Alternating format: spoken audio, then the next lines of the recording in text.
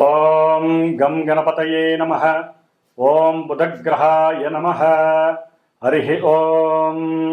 ఓం జ్ఞానానందమయం దేవం నిర్మలస్ఫటికాకృతిం ఆధారం సర్వవిద్యానాం శ్రీహయగ్రీవముపాస్మహే. ఓం హయగ్రీవాయ నమః. ఓం ప్రియంగుకలికాశ్యామం రూపేణ ప్రతిమం బుధం సౌమ్యం సత్వగుణోపేతం తం బుధం ప్రణమామ్యహం. ఓం బుధగ్రహదేవతాయై నమో నమః. ఆదిత్యాయ చ సోమాయ మంగళాయ బుధాయ చ గురుశుక్రశనిభ్యశ్చ రాహవే కేతవే నమో నమః. ఈ యొక్క భూలోకంలో మానవులందరూ కూడా శిరస్సులో అంతర్గతంగా అంతర్లీనమై ఉన్నటువంటి ప్రకాశవంతంగా ప్రతి జీవిలో చైతన్యత్వాన్ని కలుగజేసేటటువంటి బుద్ధి ప్రకాశిత అయినటువంటి దానికి అధిపతి అంటే బుద్ధి వికసిస్తే కానీ మనం అనుకున్నటువంటి ప్రతి కార్యంలో కానీ మనం మాట్లాడే ప్రతి మాట అవతల వాళ్ళకి సరిగ్గా అర్థం చేసుకునే పద్ధతి కానివ్వండి, అవతల వాళ్ళు మళ్ళీ మాట్లాడితే మనకి శ్రవణ శక్తి కలిగేటటువంటి శక్తిని ప్రసాదించేటటువంటి వాడు ఈ యొక్క నవగ్రహాలలో బుధగ్రహం.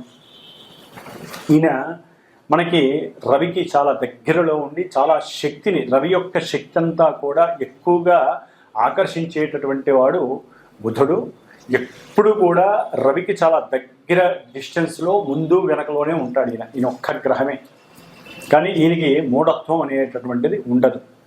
మరి ఈ బుధుడు జాతక చక్రరీత్యా, వైద్య జ్యోతిష్య శాస్త్రరీత్యా వాత పిత్త శ్లేష్మ ఈ త్రిగుణాత్మిక దోషాలని కూడా సరిసమానంగా ఇవ్వగలిగినటువంటి వాడు బుధుడు.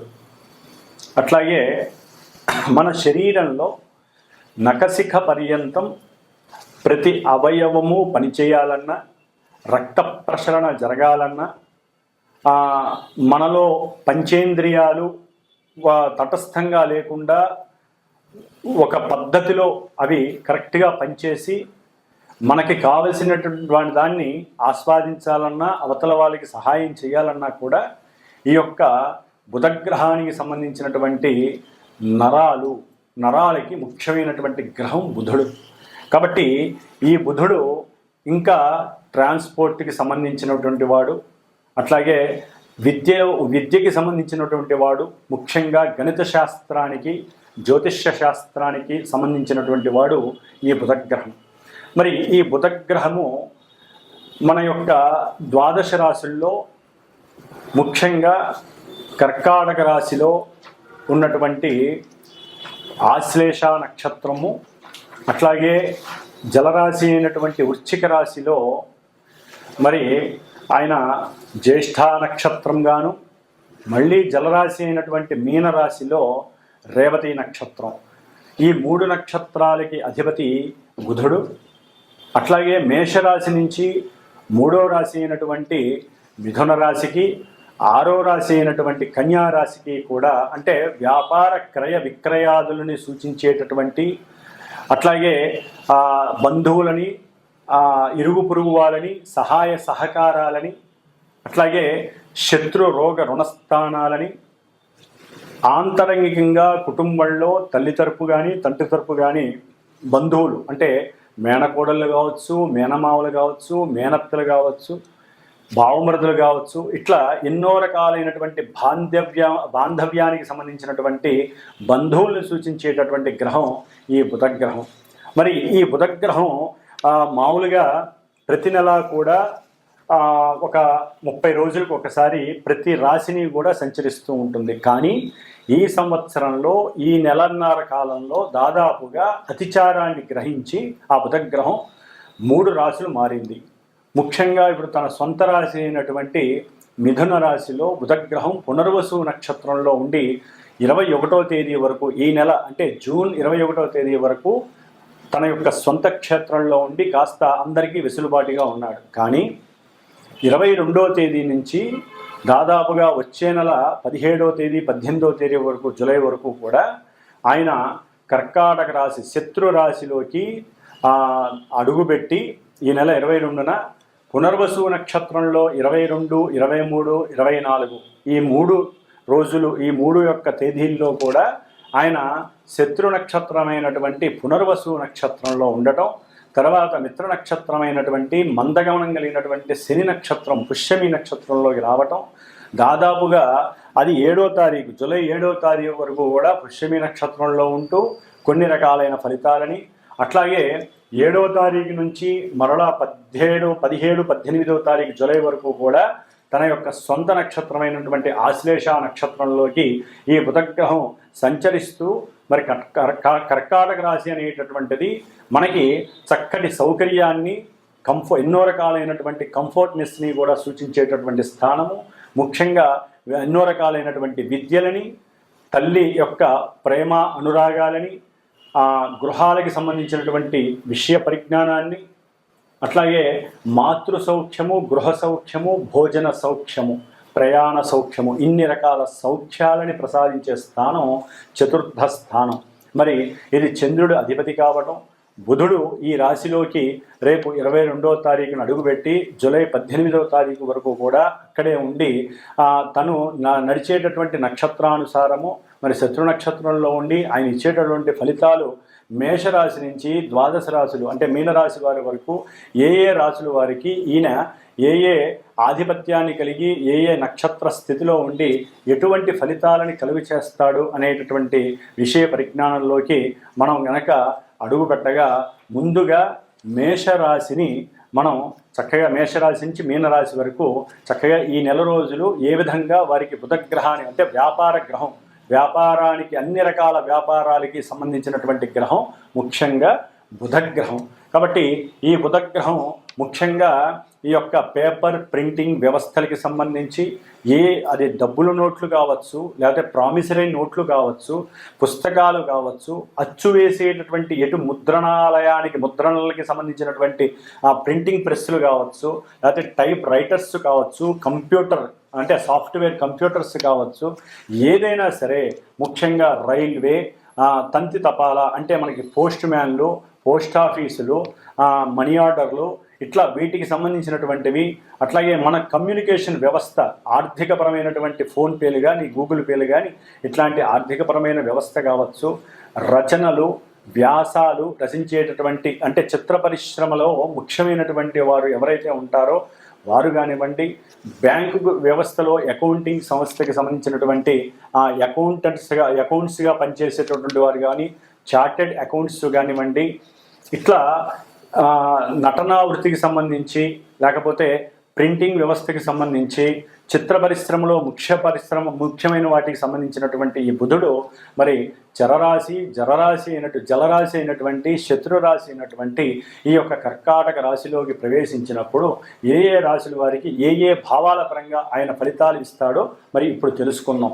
ఓం మీనరాశి వారికి ఈ జూన్ నెల 22వ తేదీ నుండి జూలై 18వ తేదీ వరకు ఈ నెల రోజులు కూడా పంచమంలో శత్రుక్షేత్రంలో చతుర్థ సప్తమాధిపతి అయినటువంటి ఈ బుధగ్రహము ఉండటం ద్వారా కొన్ని లాభాలు, అట్లాగే మానసిక అప్రశాంతత, గృహంలో కొంత సౌఖ్యం లోపించటం అనేది కూడా జరిగే అవకాశం ఉంటుంది. అట్లాగే గృహంలో మాతృ సంబంధిత వర్గీయులతో కొంత ధనలాభము కలగటానికి, అట్లాగే వారితో కలిసి ఏదైనా ఒక ఇంటిని చూడటానికి వెళ్ళటం, ఆ యొక్క గృహానికి సంబంధించినటువంటి కొనుగోళ్ళు అమ్మకాలకి సంబంధించిన లావాదేవీలు జరపటం అంటే మాటలు జరపటం, దాని ద్వారా గృహంలో కొంత వినోదాలు, ఉల్లాసము, ఉత్సాహము కలగటం, అంటే మీరు ప్రదర్శించేటటువంటి మీ తెలివితేటలకి మీ బంధువర్గంలో మీకంటూ ఒక స్పెషలైజేషన్ ఉంది అనేటటువంటి మాట లభిస్తుంది.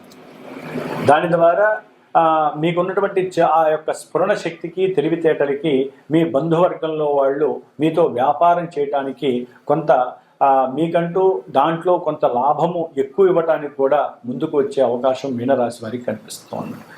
అట్లాగే చదువుకునేటటువంటి విద్యార్థుల యొక్క మేధస్సు చాలా అపరిమితంగా ప్రజ్వరిల్లి మీకంటూ ఒక సొంత స్టామినా ఉంది, అంటే పరిగెత్తించేటటువంటి బుద్ధి ఎక్కువగా మీకు ప్రకాశిస్తూ ఉంటుంది.